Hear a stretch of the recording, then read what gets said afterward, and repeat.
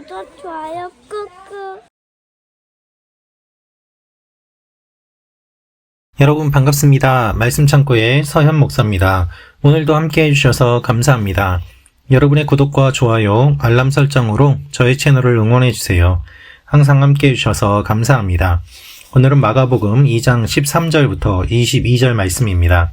오늘 말씀은 예수님께서 하시는 일마다 시비를 걸어오는 사람들의 이야기가 기록되어 있습니다. 예수님께서는 나쁜 일을 하시지 않았습니다. 예수님께서는 사람을 살리는 일을 하셨습니다. 고치는 일을 하셨습니다. 귀신을 내어 쫓았습니다. 그러나 예수님께서 하시는 일마다 사람들이 시비를 걸어왔습니다. 그들의 마음은 악하였습니다. 오늘 이 말씀을 통해서 우리에게 주시는 하나님의 마음을 함께 묵상해 보기 원합니다. 13절부터 말씀입니다. 예수께서는 다시 호숫가로 나가셨습니다. 많은 사람들이 나아오자 예수께서 가르치기 시작하셨습니다. 그러고 나서 예수께서는 지나가시다가 세관에 앉아있는 알페오의 아들 레위를 만나셨습니다. 나를 따라오너라. 예수께서 레위에게 말씀하시자 레위는 일어나 예수를 따랐습니다. 예수께서 레위의 집에서 식사를 하시는데 많은 세리와 죄인들이 예수와 그분의 제자들과 함께 음식을 먹고 있었습니다.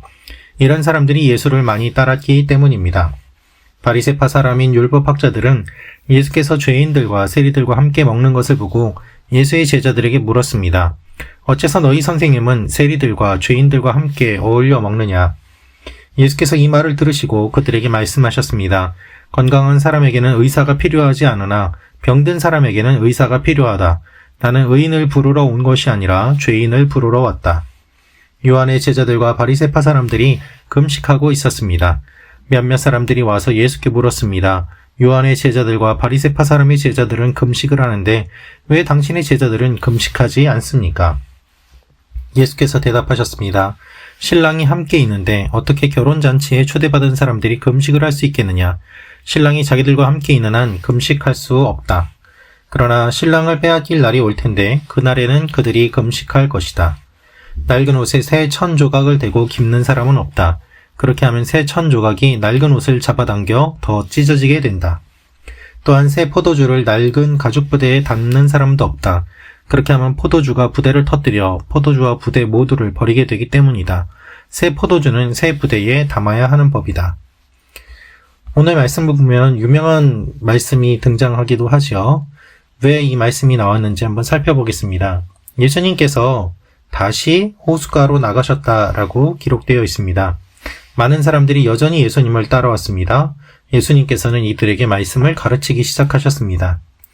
예수님께서 말씀하실 때 따랐던 사람들, 이 무리라는 말은 상대적으로 많은 사람을 나타내는 단어인데 서신서보다는 주로 복음서에 사용되었습니다.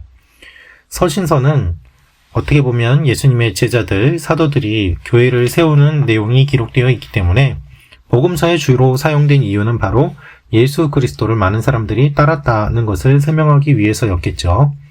예수님의 가르침에 순종하고 따르는 제자와는 구분됩니다. 여러분, 사람들이 있는데요. 예수 그리스도를 중심으로 해서 제자들이 있고 또한 무리들이 있었습니다. 여러분, 제자입니까? 아니면 무리입니까? 무리에서 제자로 나아가는 일들이 일어나기를 기도합니다. 사람들은 예수님께 몰려왔지만 예수님의 제자가 아니라 단순히 자신들의 필요를 채움받기 위해서 나온 무리였던 것입니다. 레위는 갈릴리 지역의 세리였습니다. 이 지역은 분봉왕 헤롯이 다스리던 곳이었기 때문에 그는 헤롯을 위해 관세를 걷는 세리였을 것입니다. 분봉왕이라는 것은 그 지역의 최고 권력자를 의미합니다. 그러나 헤롯도 역시 분봉왕이기 때문에 헤롯의 세리도 로마를 위해 일하는 자로 간주되었을 것이죠. 사실 분봉왕의 세리인지 헤롯의 세리인지 유대인들 입장에서는 똑같은 세리이기 때문에 구별할 필요가 없었습니다. 다 부정하다고 여겼고 또한 이방인이라고 여겼던 것이죠. 랍비 문헌에서 세리는 죄인으로 간주되고 회당으로부터 파문당하였습니다. 이것은 공동체에서 사회적, 종교적으로 완전히 매장당한다는 것을 의미합니다. 그러나 예수님께서는 죄인 취급받는 세리를 제자로 불러주십니다. 얼마나 역설적입니까? 사람들은 부정하다고 하고 또한 외면하는데 예수님은 이런 사람들을 부르시는 것이죠. 예수님께서는 알페오의 아들 레위를 만나 불러주십니다. 나를 따라오너라. 그런데 이 말씀을 듣고 레위는 일어나서 예수를 따랐습니다. 자신이 하던 일을 그만두었던 것입니다. 예수님께서 명령하신 것은 현재의 명령법입니다. 계속적인 행동을 강조합니다. 한번 와보라는 것이 아니라 제자로서 계속 따르라는 명령입니다. 그리고 레위는 주님을 따르게 됩니다. 여러분, 주님의 콜링이 있습니다. 주님의 부르심이 있습니다. 이것은 일회성이 아니라 연속성입니다. 주님이 계속해서 우리를 부르십니다. 부르고 부르십니다. 그래서 우리는 주님을 한 번 따르는 것이 아니라 계속 따르는 것이 필요합니다. 한 번 교회 나가는 것이 아니라 계속 교회에 나가야 됩니다. 한 번 예배 드리는 것이 아니라 계속 드려야 됩니다. 그것이 오늘 말씀의 내용입니다. 그런데 예수님께서 레위의 집에서 식사를 하실 때 많은 세리와 죄인들이 함께 음식을 먹고 있었습니다. 이런 사람들이 예수를 많이 따랐기 때문입니다. 여러분, 예수 믿는 사람들이요, 어떤 사람들이 예수님을 많이 따랐을까요? 결국 죄인들이 예수님을 많이 따랐음을 알 수 있습니다. 의인들이 아니었습니다. 많은 죄인들이, 부족한 사람들이, 지탄받는 사람들이 예수님을 믿었던 것이죠. 완전히 누워서 식사하는 이와 같은 식사, 또 여러 사람들이 모여서 식사하는 이 가운데 바리새파 사람인 율법학자들은 이것을 보고 예수님의 제자들에게 물었습니다. 어째서 너희 선생님은 세리들과 죄인들과 함께 먹느냐? 그렇죠. 여러분, 율법 학자들이 와서 시비를 거는 것입니다. 예수님이 이 말을 들으시는데요. 예수의 제자들에게 물었는데 예수님이 이 말을 들으신 거예요. 사람들은 어떻게 보면 용기가 없습니다. 예수님께 직접 이야기하면 되는데 제자들에게 이야기하면서 예수님 보고 들으라고 한 것이죠. 얼마나 비겁합니까? 그런데 예수님께서는 이 말을 들으시고 그들에게 말씀하십니다. 건강한 사람에게는 의사가 필요하지 않으나 병든 사람에게는 의사가 필요하다. 나는 의인을 부르러 온 것이 아니라 죄인을 부르러 왔다. 매우 유명한 말씀입니다. 예수님께서 힘이 있습니다. 능력이 있습니다. 그런데 예수님께서 말씀하시는 것은 무엇인가 하면 건강하지 못한 사람들을 부르러 오셨다는 것입니다. 건강한 사람이라는 것은 문제없이 온전하다는 의미가 강합니다. 그래서 예수님께서 건강한 사람에게는 의사가 필요하지 않다라는 말은 사실 종교적인 의미를 포함해서 그래, 너희는 거룩하다고 생각하지, 너희는 필요 없어. 죄인이 먼저 낮은 마음으로 하나님 앞에 나아오고 있지 않느냐, 너희는 이것을 보면서도 아무것도 생각하지 않느냐라는 것입니다. 예수님께서 말씀하신 것은 부정되는 쪽을 완전히 배제하는 것이 아닙니다.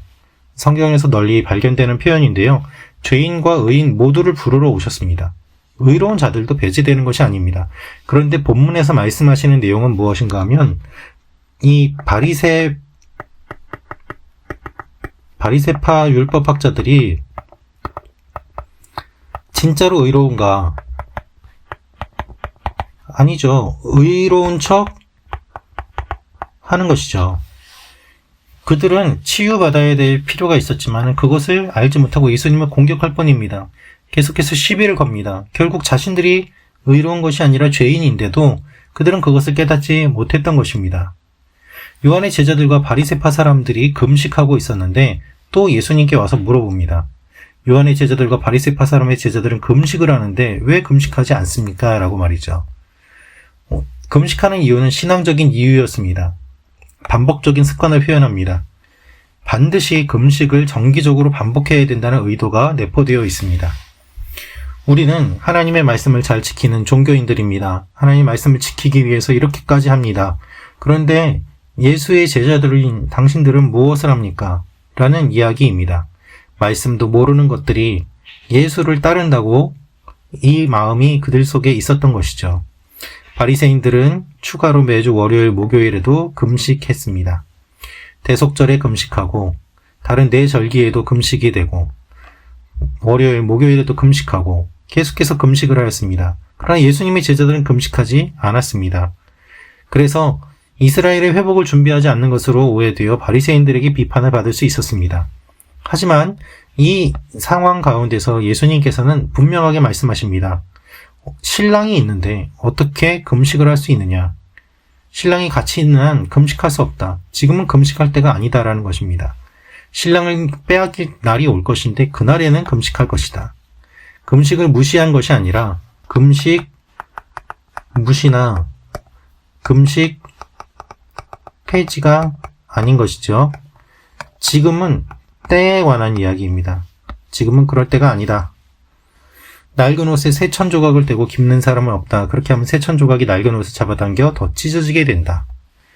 주님께서는 새로운 시대가 이루어졌음을 말씀하십니다.